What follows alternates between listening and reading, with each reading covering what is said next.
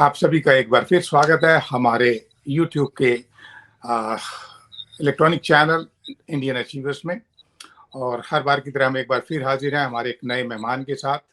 और इस बार हमारे जो मेहमान हैं वो देश के जाने माने समाचार पत्रों और न्यूज़ चैनल्स में रिपोर्टर से लेकर एडिटर इन चीफ के पदों पर काम करने के अपने 45 वर्षों के लंबे अनुभवों के दौरान हमारे आज के मेहमान ने कई मुकाम हासिल किए। और उसमें एक बहुत बड़ा मुकाम ये था कि उन्होंने जब टीवी पत्रकारिता का व्यावसायिक दौर शुरू हुआ तो स्वयं अनुशासन के मापदंडों को तय करने के लिए एक इलेक्ट्रॉनिक मीडिया में संपादकों के साथ मिलकर उन्होंने एक ब्रॉडकास्ट एडिटर्स एसोसिएशन भी बनाई, जो आज भी इन मापदंडों को तय करने में एक महत्वपूर्ण भूमिका निभाती है। और हमारे आज के मेहमान बहुत ज़्यादा परिचय के मोहताज नहीं है, क्योंकि उनको वो आप किसी भी चैनल्स में, ज़्यादातर न्यूज़ चैनल्स में आप हमेशा उनको डिबेट करते हुए पाएंगे, क्योंकि उनकी जो सामयिक विषयों पर और राजनीति पर पकड़ है और वो बहुत ही कम देखने को मिलती है। और तो चलिए आज हम स्वागत करते हैं हमारे आज के मेहमान श्री NK सिंह जी का, जो दिल्ली में हैं और हम लोग यहाँ पर अमेरिका में बैठे हुए हैं, जिसमें इस प्रोग्राम में हम मोदी जी की रिसेंट यात्रा जो अभी अमेरिका में खत्म हुई है और उससे क्या उसका निशाना दिल्ली में भारत में अगले वर्ष होने वाले लोकसभा के चुनाव है, इसी को लेकर आज हम चर्चा करेंगे। मैं और डॉक्टर विजय गौड़ जो मिनेसोटा में है, शुरू करते हैं आज के कार्यक्रम में सिंह साहब से सवालों का दौर। बहुत बहुत स्वागत है सिंह साहब आपका हमारे प्रोग्राम इंडियन। स्वागत है साहब, नमस्कार। तो सिंह साहब, मैं ये पूछना चाहता हूँ आपसे बड़ा फ्रैंकली कि मोदी जी ने पहले तो ऑस्ट्रेलिया फिर अमेरिका, आपका क्या आकलन है, क्या खोया क्या पाया इन यात्राओं से?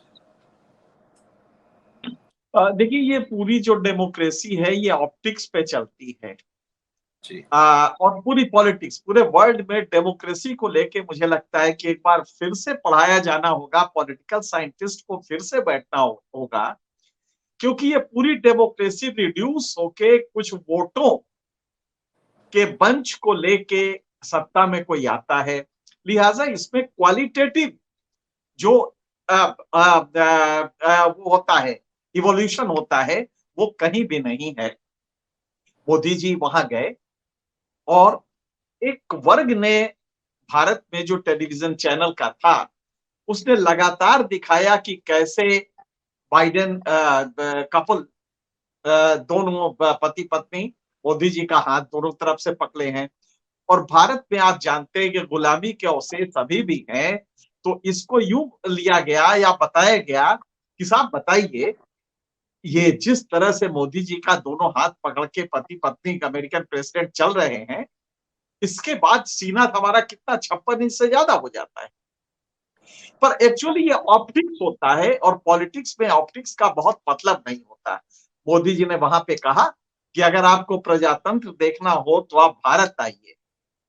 मैं यही कहना चाहता हूं, गलती से वो बेचारे अगर भारत पहुंच गए तो आज उन्हीं के हेमंत बिस्व शर्मा, एक चीफ मिनिस्टर ने, एक रिपोर्टर ने, बराक ओबामा ने जो कहा था, जो मोदी जी के खिलाफ था, जो परसिक्यूशन को लेके था, यहाँ मुस्लिम्स का जो परसिक्यूशन हो रहा है, उस पे बराक ओबामा ने कुछ कहा था। आपको याद होगा, बराक को मोदी जी बराक कह के बुलाते थे और उस समय कहते थे हम लोग बड़े गहरे दोस्त हैं। आज जब ऐतराज हुआ, बराक ओबामा ने एक नेगेटिव कमेंट कर दिया, तो यहाँ पे एक रिपोर्टर ने उसको ट्वीट किया और कहा कि बराक ने ये कहा है, इसको सीरियसली लेना चाहिए। इस पे हेमंत बिस्व शर्मा ने एक रीट्वीट किया ये कहते हुए कि हुसैन बराक ओबामा ऐसे भारत में भी बहुत है और हमारी पुलिस उनको देख रही है। आप जरा सोचिए कि अमेरिकन प्रेसिडेंट फॉर्मर जो भारत में आया था तो दोस्ती और तमाम चीजें कही गई थी, उसको लेके एक चीफ मिनिस्टर जो चाटुकार है, मोदी को खुश करना चाहता है, वो ट्वीट करता है कि बराक हुसैन ओबामा को भारत में बहुत है और हमारी पुलिस इनको ठीक कर देगी।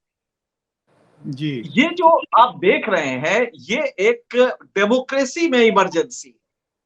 भारत दुनिया के इतिहास में जब यूनिवर्सिटीज में पॉलिटिकल साइंस पढ़ाई जाएगी आने वाले दिनों में, तो मोदी मॉडल ऑफ गवर्नेंस एक चैप्टर होगा और उस चैप्टर के 2 पक्ष होंगे।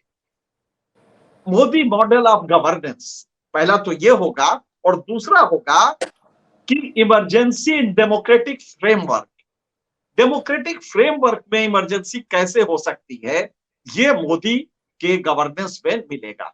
और ये शायद आज नहीं समझ में आ रहा है, लेकिन आने वाली पीढ़ी चौंकेगी कि क्या भारत में वाकई डेमोक्रेसी है, क्या इसे डेमोक्रेसी कहेंगे।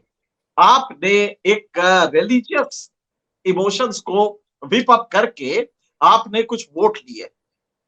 वोट हालांकि वो 37% ही वोट है टोटल वोट्स पोल्ड के, लेकिन 63% ने आपको वोट नहीं दिया है। लेकिन तब भी चूंकि संविधान है तो उसमें जिनको सीटें ज्यादा मिलती हैं वो सरकार बनाते हैं। लेकिन तब आप भारत के मुखिया बन जाते हैं, भारत को रिप्रेजेंट करते हैं। तो यहां जो हुआ है अमेरिका में, ऑप्टिक्स के टर्म्स में हमारे क्वालिटी ऑफ कलेक्टिव कॉन्शियसनेस को तो विशिएट करेगा, पॉल्यूट करेगा, इसमें कोई दो राय नहीं है। लिहाजा अगर आपकी भाषा में कहे, जो टेलीविजन की भाषा, तो ये बीजेपी को फायदा पहुंचाएगा, क्योंकि आपने वही दिखाया, वो विरोध नहीं दिखाया। आपने वो नहीं दिखाया कि जस्टिस लोया को की हत्या हुई, इसकी रिपोर्ट जिस रिपोर्टर ने की थी, जिसको एक्सपोज किया था, उस रिपोर्टर की अगले दिन नौकरी चली गई और उसने अमेरिका में जाके प्रेस कॉन्फ्रेंस किया। ये बात आप नहीं दिखाएंगे तो सिंह साहब, मैं थोड़ा सा आपसे ये पूछना चाहूंगा, वो जो पुस्तक आप बता रहे हैं लिखी जाएगी, उसमें राहुल जी के ऊपर भी कोई चैप्टर होगा या नहीं? उनकी जो सोच है, विचार है, फिलॉसफी है। दूसरी बात, बराक ओबामा की आपने बात की। देखिए, वो एक हमारे फॉर्मर प्रेसिडेंट है, मैं तो वोटर भी रहा हूं उनका। कितने भारत के एक्स प्रेसिडेंट्स का नाम अमेरिका की जनता को याद होगा या अमेरिका के पत्रकारों को याद होगा, मुझे नहीं पता। तीसरी और अंतिम बात मैं ये कहूंगा कि क्या सचमुच बराक ओबामा को कोई अधिकार है इस तरह की बात करने का? बराक ओबामा के समय में 7 मुस्लिम देशों के ऊपर बम्बार्डमेंट किया गया। बराक ओबामा अपने जो ब्लैक मूवमेंट है यहाँ पे, उसके ऊपर तो कोई ह्यूमन राइट्स की बात नहीं करते, जहां पे गोला रख के और उन्होंने आदमी को मार दिया सड़क के ऊपर। बराक ओबामा हमें लेसन सिखाएंगे? अब वो अपनी एक रिटायर्ड लाइफ जी रहे हैं, ठीक है, बड़ा अच्छा उनके विचार हैं, ऐसे हम उनका सम्मान करते हैं, पर इस तरह के विचारों को लेके अगर हम भारत में इतनी बड़ी बहस का मुद्दा उसको बनाए, तो मुझे लगता है वो एक फ्यूटाइल अटेम्प्ट है। तर्कशास्त्र में एक लॉजिकल फैलेसी है, मुझे लगता है आप उसके शिकार हो गए हैं। वो लॉजिकल फैलेसी ये होती है कि सेलेक्टिव एप्रोप्रिएशन ऑफ फैक्ट्स। आपने बड़ी खूबसूरती से बराक ओबामा को मेलाइन कर दिया, जो कि 2 टर्म रहा है और जिसका गवर्नेंस बहुत अच्छा माना गया। आप ही लोग नहीं, आप काउंटर क्वेश्चन नहीं, पहले सुन लीजिए, आप बाद में करिए। पहले आप पूरी बात सुन लीजिए, काउंटर क्वेश्चन हम अलाउ नहीं करते, पहले आप पूरी बात सुन लीजिए। यही बराक ओबामा है जिसको यही मोदी ने कहा था हमारा दोस्त है और गलबहियां डाली थी, ये वही बराक ओबामा है। और यही आपका हेमंत बिस्व शर्मा इसी को हुसैनी बराक ओबामा कह रहा है और कह रहा है कि ये मुसलमान है, लेकिन आप कह रहे हैं कि वो 7 देशों में बम्बार्डमेंट करवा दिया, लिहाजा बहुत गलत है। अगर वो गलत है तो क्या उसको क्वेश्चन पूछने का अधिकार नहीं है? अगर बराक ओबामा नालायक है तो उसका क्वेश्चन राइट फॉरफिट कर लेता है। मेरे ख्याल से लॉजिक की कुछ पढ़ाई और कर लें आप, और मैं कहिएगा तो मैं इसका ट्रेनिंग, क्योंकि मुझे लॉजिक आती है, एमए में मेरा सब्जेक्ट रहा है। आप लॉजिकल फैलेसी के शिकार हैं और आप ये जो कर रहे हैं कि बराक ओबामा को अधिकार नहीं है, तो काउंटर क्वेश्चन करने का मोदी को अधिकार है। जब मोदी से पूछा गया, आप उसको भी खारिज कर दीजिए, जो प्रेस कॉन्फ्रेंस में सवाल किया गया था और वो भी मुस्लिम प्रोसिक्यूशन के बारे में था, उसको भी खारिज कर दीजिए आप। जो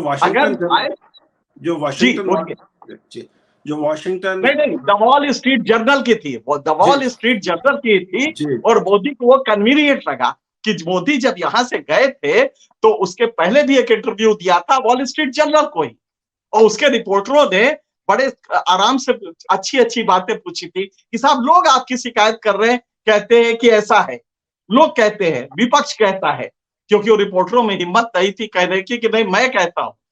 जर्नलिस्ट वो है जो अपने क्वेश्चन पूछता है, वो अपोजिशन के क्वेश्चन नहीं पूछता, वो प्रॉक्सी नहीं करता।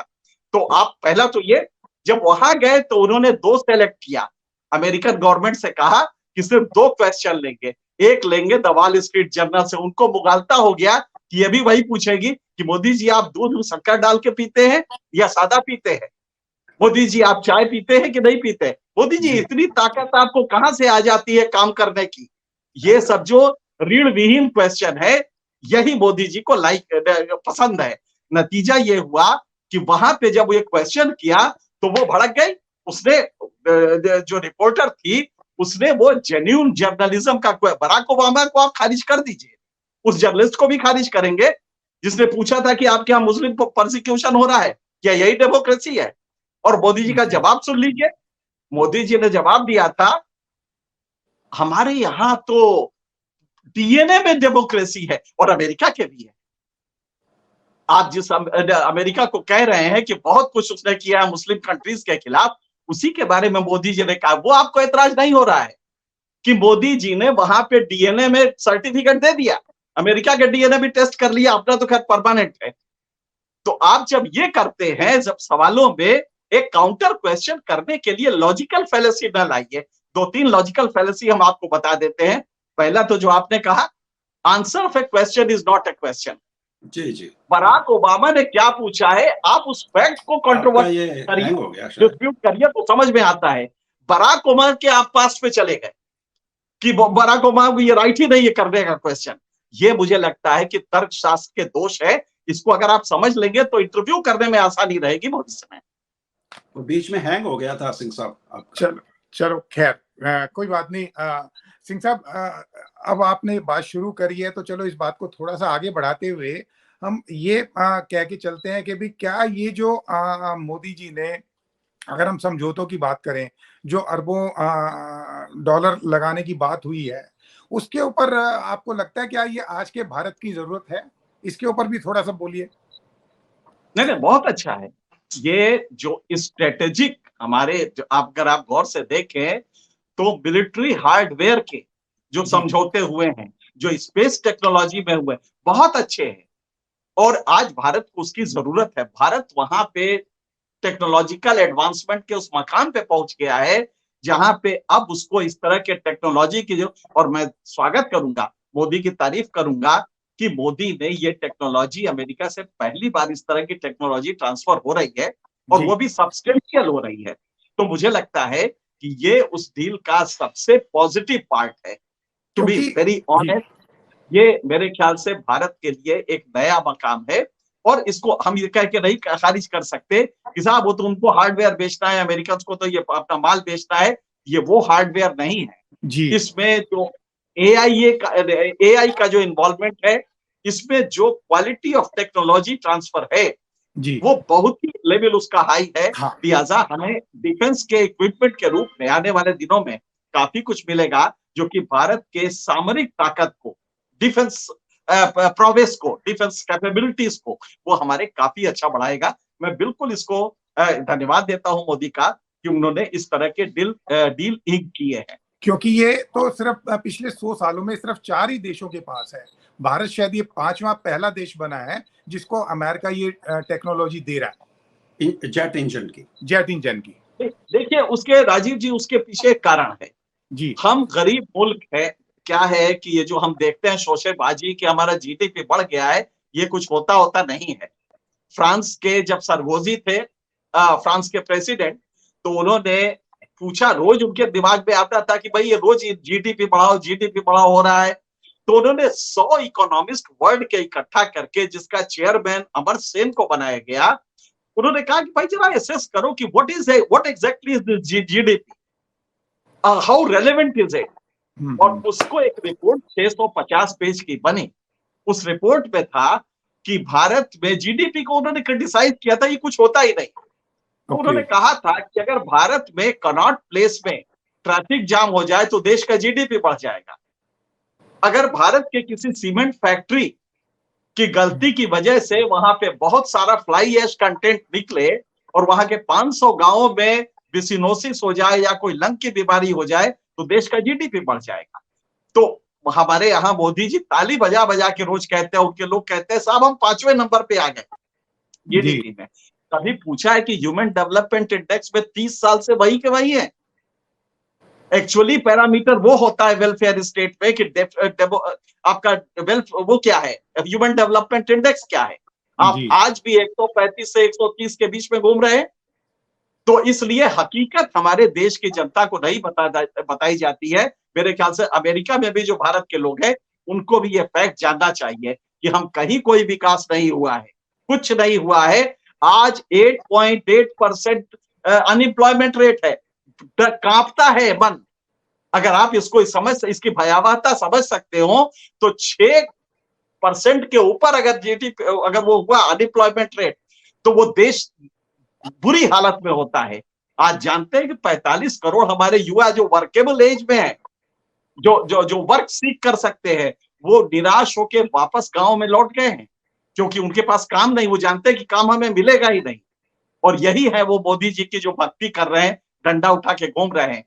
रेलवे एक्सीडेंट होता है, सैकड़ों आदमी मर जाते हैं और लाश के बगल में जो कार्यकर्ता आते हैं मोदी के, वो मोदी मोदी करते हैं और मोदी जी उसी खुशी से हाथ हिलाते हैं। आपने देखा है वो तस्वीर, दिल कांप जाता है। ये डेमोक्रेसी है कि लाश के बगल में मोदी मोदी हो रहा है। काले झंडे दिखाए जाने चाहिए थे। और उसका रेल मंत्री वो वहां पे वंदे मातरम कर रहा है बड़े फख्र से। तो ये आपकी गवर्नेंस का मॉडल है। इसमें क्या हुआ है कि गवर्नेंस का एक अपना गुरूर होता है जो आर्टिकल 311 से आता है, जो ब्यूरोक्रेसी को दिया गया है। मोदी जी ने वो गुरूर छीन लिया है। वो गुरूर छीन के इनको एक केचुआ रीढ़ विहीन बना दिया है। लिहाजा हर आदमी सिर्फ एक ही कर रहा, सरकार बताइए किसके यहाँ छापा डालना है। ये आपका गवर्नेंस का मॉडल है। तो आने वाले दिनों में दुनिया के यूनिवर्सिटीज में ये मोदी मॉडल ऑफ गवर्नेंस पढ़ाया जाएगा कि डेमोक्रेटिक फसाड में रहते हुए आप कैसे इमरजेंसी भी कर सकते हैं, डिक्टेटरशिप भी कर सकते हैं। और देखने को होगा, चुनाव भी होंगे, बहुमत भी होगा, लेकिन उसके बाद जो होगा गवर्नेंस का जो मॉडल होगा वो बिल्कुल रीढ़ विहीन होगा, जिसमें दूसरा कोई नहीं होगा, एक ही होगा या उसका नेक्स्ट होगा।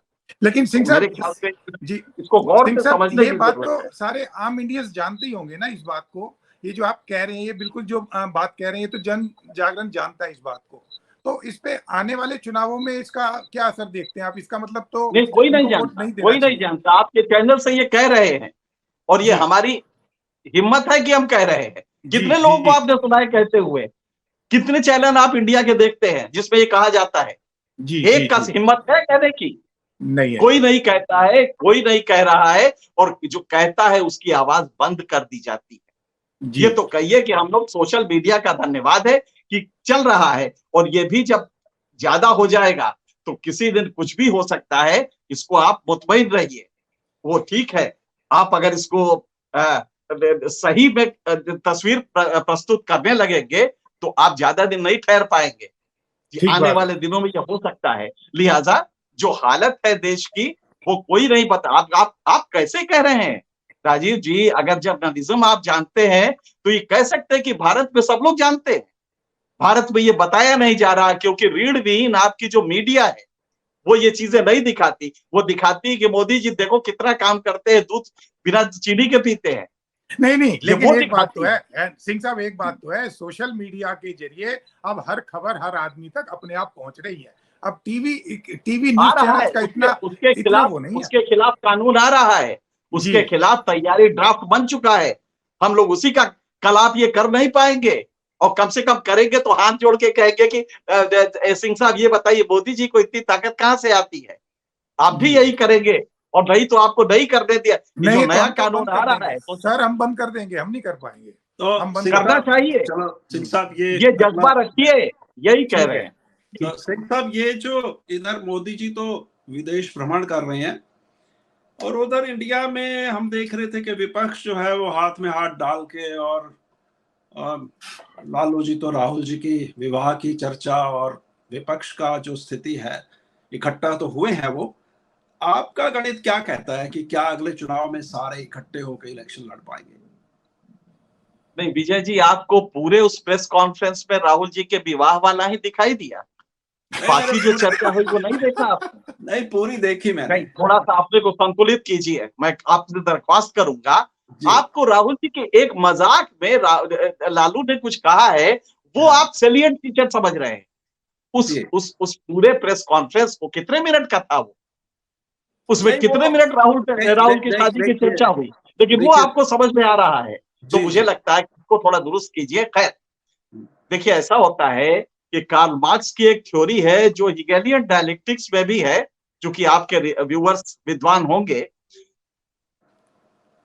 क्वालिटी ऑफ कलेक्टिव कॉन्शियसनेस में अचानक चेंज आता है। और मोदी जी कैसे आए थे जरा याद कीजिए। अन्ना हजारे का आंदोलन चला था करप्शन के खिलाफ, स्टेट स्पॉन्सर्ड करप्शन के खिलाफ अन्ना हजारे के आंदोलन 2011 में हुआ था। उसको लेके क्वालिटी ऑफ कलेक्टिव कॉन्शियसनेस बदल गई थी, एंटी एस्टेब्लिशमेंट हो गई थी। उसी बीच में 2G स्पेक्ट्रम हो गया। एक पॉलिटिकल पार्टी जब जगह खाली करती है तो दूसरी उसको फिल करती है। कन्वर्सली, एक जब फिल करने लगती है तो दूसरा उसको रिसीड करता है। ये इसका प्रोसेस है। मोदी जी का इमरजेंस उन्हीं दौरान हुआ था। आज जब 9 साल हो गए हैं, भयंकर महंगाई है। आज जब 2 साल, अच्छा ये हिंदू जो होता है ये तासीरन लिबरल होता है। तो जब आप अखलाक, पहलू खां, तबरेज, जुनैद इनको मारते हैं तो वो कहते हैं नहीं यार, ये वाला हम तो हिंदुइज्म नहीं चाहते थे, हमारा हिंदुत्व बिल्कुल अलग है, क्योंकि वो तासीरन लिबरल होता है। यही वजह है कि मोदी जी को पीक वोट्स जो मिले वो 37% ही मिले हैं। जो 3 आदमी वोट देने गया था, उसमें 2 ने मोदी जी को वोट नहीं दिया है, एक ने ही दिया है। तो और ये 9 साल के बाद की बात है। अगर एक इसमें से कम हो जाएगा तो पाला उल्टा हो जाएगा। तो अपोजिशन यूनिटी जो कल हुई है, ये एक विश्वास दे रही है कि अगर आप विकल्प तलाश रहे हैं तो हम खड़े हैं। इसका एक क्रिस्टलाइज फॉर्म आ रहा है, सिर्फ इतना ही है। हाँ, एक बात जरूर है, इसकी 3 शर्तें होती हैं। कोई भी विकल्प अगर आता है कोएलिशन के फॉर्म में तो उसकी 3 चीजें होनी चाहिए। सेंस ऑफ पर्पस, कि आप किस पर्पस से ला रहे हैं, पहला। दूसरा, कॉमन मिनिमम प्रोग्राम CMP, कि आप किस पर्पस से ला रहे हैं। और तीसरा, कॉन्फ्लिक्ट रिजोल्यूशन मैकेनिज्म, कि आप अगर आपस के कॉन्फ्लिक्ट हो गए उसको कैसे रिजॉल्व करेंगे। ये 3 अगर होंगे तो इसकी क्रेडिबिलिटी बनेगी। अभी हम नहीं कह सकते कि कितना ये फलीभूत होगा, कितना क्रिस्टलाइज होगा, कितना टेंजिबल टर्म्स में ये आगे आएगा, लेकिन इतना जरूर है कि अगर ये सक्सेसफुल होता है तो जनता बहुत तेजी से विकल्प तलाश रही है। अभी आपको दिखाई नहीं दे रहा है, लेकिन आने वाले दिनों में जनता जैसे ही एक रिवाइबल विकल्प देखेगी तो 3 आदमी में एक ने मोदी जी को वोट दिया था। अब जरा सोचिए आप कि अगर एक वोट देने से इतने सीटें मिलती है, तो अगर 2 ये साथ हो गए तो क्या स्थिति होगी, इसको आप समझ सकते हैं। सिंह साहब, आपने बोला कि अनएम्प्लॉयमेंट बहुत खतरनाक मोड़ पर है, ठीक है, और अब ये टेस्ला, GE और दूसरी कंपनियां भारत में शिफ्ट कर रही हैं और उसमें कहा जा रहा है कि भी लाखों रोजगार उत्पन्न होंगे और आत्मनिर्भर बनेंगे, युवाओं को नौकरी मिलेगी। तो उससे क्या कुछ फर्क पड़ेगा या ये राजीव जी, बड़ा संकीर्ण, एक्चुअली ये बड़ा संकीर्ण विजन होगा। एक कोई टेस्ला या कोई कंपनी आके मान लीजिए 1,50,000, 10 लाख, 5 लाख, 50 लाख नौकरियां दे देगी, भारत की समस्या उससे खत्म हो जाएगी। जानते हैं हर साल रोजगार मार्केट में कितने लोग नए खड़े होते हैं। धीरे धीरे ही तो होगा, एक एक साथ तो मिनट, होगा एक नहीं। मिनट पूरा समझ ले, उसको समझ ले तब क्वेश्चन करें। जी जी, ये बहुत टेक्निकल सब्जेक्ट है। हर साल जॉब मार्केट में 1.5 करोड़ नए लोग खड़े हो जाते हैं। ऑलरेडी 45 करोड़ आपके बेरोजगार पड़े हुए हैं। हर साल 1.5 करोड़। तो अगर आपको कम से कम हर साल 1.5 करोड़ तो देना होगा ना। आपके पास 10 लाख नहीं है जॉब, आपके पास न्यू जो जॉब क्रिएट होते हैं 10 लाख नहीं, 2 लाख नहीं है। हकीकत यह है कि 2 लाख नहीं है। अच्छा, इसका यूपीए सॉल्यूशन के क्या है? टाइम में एक फेज आया था जिसमें 10 लाख एक साल में हुआ था, वरना वो भी नहीं कर पाए। तो हकीकत यह है कि ये इकोनॉमिक मॉडल गड़बड़ है। इस मॉडल में जीडीपी तो बढ़ता है, लेकिन वो अंबानी का बढ़ता है, अडानी का बढ़ता है, रिच पुअर डिवाइड बढ़ रहा है। इसको इकोनॉमिक्स में जिनी कोएफिशिएंट कहते हैं। जिनी कोएफिशिएंट पे लगातार भारत की स्थिति गंभीर होती जा रही है। ये अगर आप ना पता करें तो थॉमस पिकेटी की किताब पढ़ लें। भारत के इकोनॉमिक मॉडल को लेके, तो तो सिंह आपके साहब, समझ में आ जाएगा। सिंह साहब जी, आपका इतना गहरा ज्ञान है तो इसका कुछ सॉल्यूशन दीजिए आप। नहीं, ये मॉडल चेंज कीजिए। ये जी जो कॉरपोरेट मॉडल आप लाए हैं, सबसे बड़ा क्या है, आपके पास कितनी अपॉर्चुनिटी है। चाइना से लोग माल कम कर रहे हैं खरीदना। आप देखें तो चाइना से जो 8% अमेरिका का टोटल एक्सपोर्ट का था, वो 6% पे आ गया है। आपके पास ये 2% बहुत बड़ा। अभी जानते हैं अमेरिका कितना बेचता है इंडिया को? अमेरिका 2.6% है, हमें 2.6% जो टोटल अमेरिकन एक्सपोर्ट का भारत लेता है। इंपोर्ट हमारा करीब 3.5-4% है, क्योंकि हमारा ट्रेड वॉल्यूम हमारे फेवर में है, ट्रेड जी बैलेंस जो कहते हैं। तो आप समझ सकते हैं कि हमारे पास वो चाइना को हम रिप्लेस कर सकते हैं, लेकिन इसके लिए एमएसएमई सेक्टर को मजबूत करना होगा। आपने उनको पैसा, आप अडानी को तो पैसा दे रहे हैं, पेट्रोलियम सेक्टर के लिए पैसा दे रहे हैं, लेकिन एमएसएमई को जो हेल्प चाहिए, जो टेक्नोलॉजी आपने स्किल इंडिया डेवलप किया, बड़ा शोर हुआ उसका, एक आदमी भी स्किल वाला है आज? आज आपकी इंडस्ट्री चीख चीख के कह रही है कि हमारे पास स्किल्ड लोग, टेक्नोलॉजिकली एडवांस लोग हमें मिल नहीं रहे हैं। तो आपको जो स्टेट का रोल है वो करना। स्किल इंडिया आपका फेल हो गया, मेक इन इंडिया आपका फेल हो गया, तो आपका सॉल्यूशन सामने दिखाई दे रहा है। नाटक छोड़ दीजिए। बराक ओबामा और ये बाइडेन से नहीं, हाथ मिलाने की तो जगह सिंह यहां पे साहब बैठ मुझे के एक सेकेंड, सिंह मैं साहब, आपकी बात काट रहा हूँ। आपको लगता है कि अमेरिका जो है वो भारत को चीन के खिलाफ तैयार कर रहा है, ऐसा लगा इस सारे इससे? विजय विजय जी एक बात जरा बताइए, अमेरिका को चीन को काउंटर करने के लिए भारत को तैयार करना ज्यादा इंपॉर्टेंट है कि भारत खुद चीन से खतरा है? तो भारत को तो खुद ही तैयार होना है। इसमें अमेरिका, अरे भाई चीन अमेरिका पे हमला करने थोड़ी जा रहा है, लेकिन भारत को तो ये खतरा है ना। एक जी सुपर एक वैग्रेंसी से भरा हुआ एक डिक्टेटोरियल पड़ोसी है हमारा, जो ताकतवर मिलिट्री माइट भी उसका ज्यादा है। तो जी खतरा किसको है, अमेरिका को है या भारत को है? ये नहीं आप लोग नहीं, जब कहते हैं ना तो बड़ी हंसी आती है कि साहब अमेरिका भारत को अरे भारत को तैयार ऐसे ही होना पड़ेगा। अमेरिका एहसान है अमेरिका का कि हमें वो सपोर्ट कर रहा है। तो ये भारत की जरूरत है, चीन के बरक्स ये भारत की जरूरत है कि वो अपने को मिलिटरली स्ट्रांग करे, फिनेंशियली स्ट्रांग करे, इकोनॉमिकली रिप्लेस करे। ये तो हमारी जरूरत है ना। अरे अमेरिका वो 7 समुंदर पार बैठा है और चीन की अभी हैसियत तो नहीं कि अमेरिका को खतरा हो।